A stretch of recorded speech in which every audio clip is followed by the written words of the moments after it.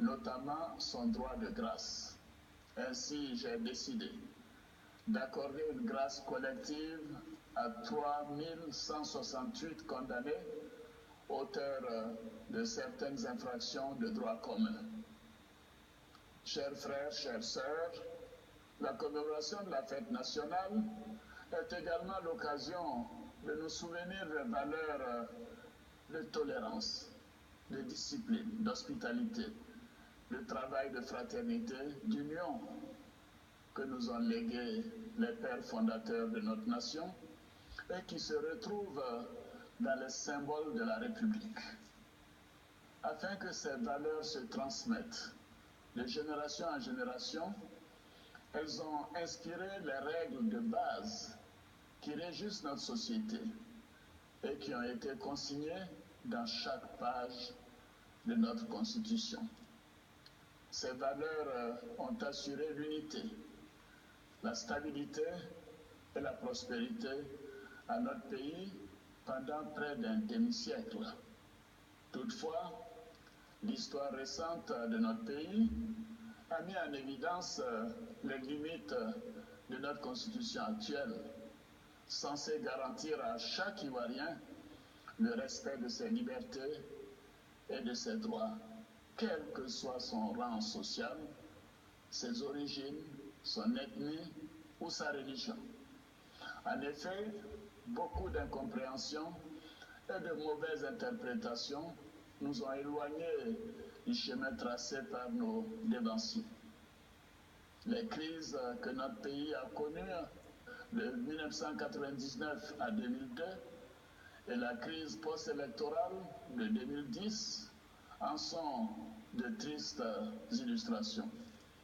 Le pacte social a été fragilisé, mettant à mal l'héritage que nous avons reçu et qu'il nous faut préserver et renforcer à tout prix pour que plus jamais la Côte d'Ivoire ne connaisse de telles dérives.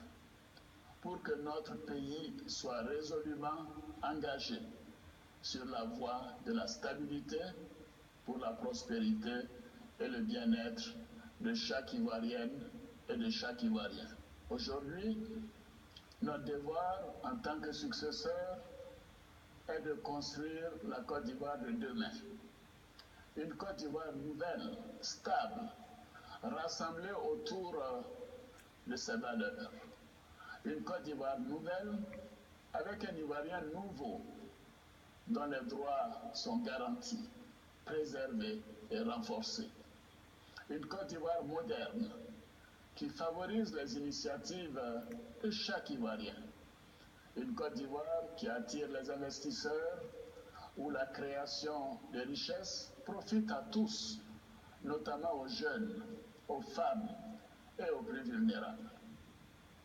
Mes chers compatriotes, si nous voulons tourner définitivement la page de notre passé douloureux, il nous faut en tirer les leçons. Il nous faut écrire de nouvelles pages de notre histoire.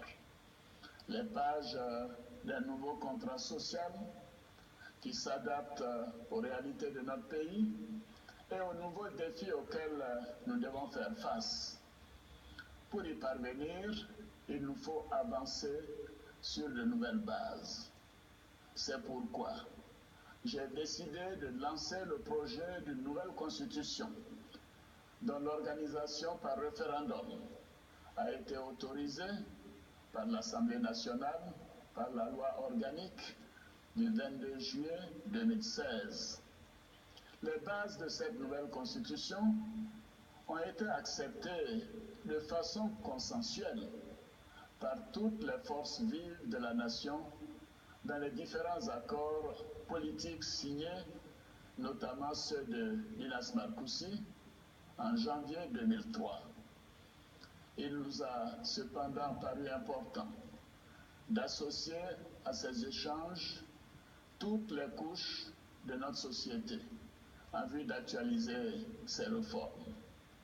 Ainsi, avec le démarrage du processus depuis plusieurs mois, nous avons rencontré diverses organisations, la société civile, les partis politiques, la chefferie traditionnelle, les guides religieux, les femmes, les jeunes, ainsi de suite. Notre volonté est que ce nouveau contrat social soit le plus inclusif et le plus consensuel possible. Dans ce cadre, toutes les contributions sont reçues par le comité d'experts mis en place à cet effet. Mes chers compatriotes, je voudrais à présent revenir sur les principales innovations envisagées dans le cadre de cette nouvelle constitution. Au titre de celle-ci, nous avons la création d'un poste de vice-président élu au suffrage universel direct en même temps que le président de la République. Ainsi, en cas de vacance du pouvoir, il garantit la continuité de l'État, d'une part, et le respect du calendrier électoral, d'autre part. Car, tout comme le président de la République, le vice-président représentera le choix du peuple.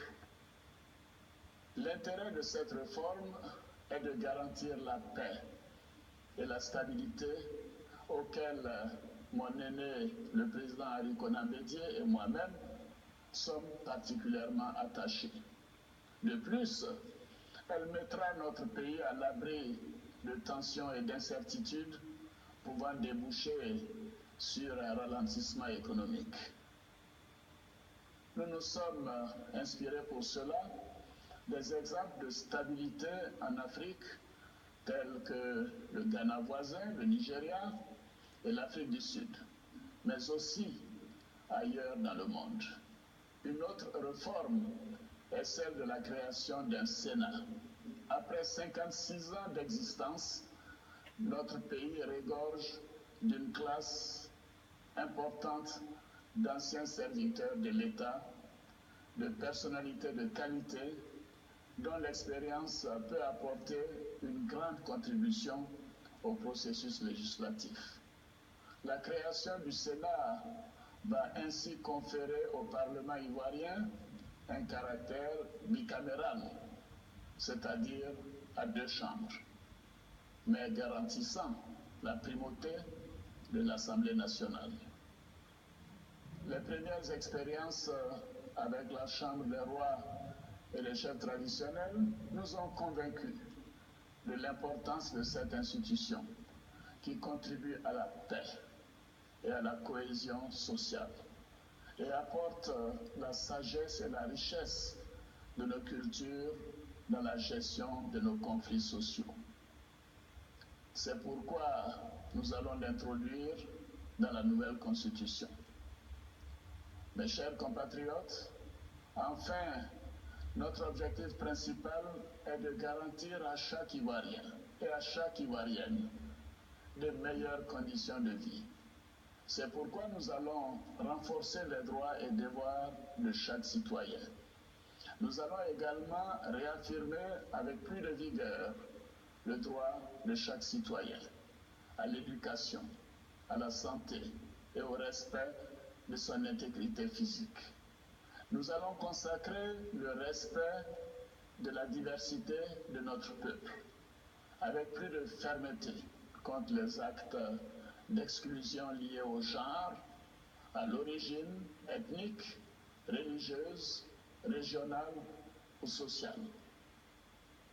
Nous allons également renforcer votre droit à la propriété foncière rurale en intégrant dans la nouvelle constitution les dispositions de la loi relative au foncier rural qui prévoit que la terre ne peut appartenir qu'à l'État, aux collectivités territoriales et aux personnes physiques ivoiriennes.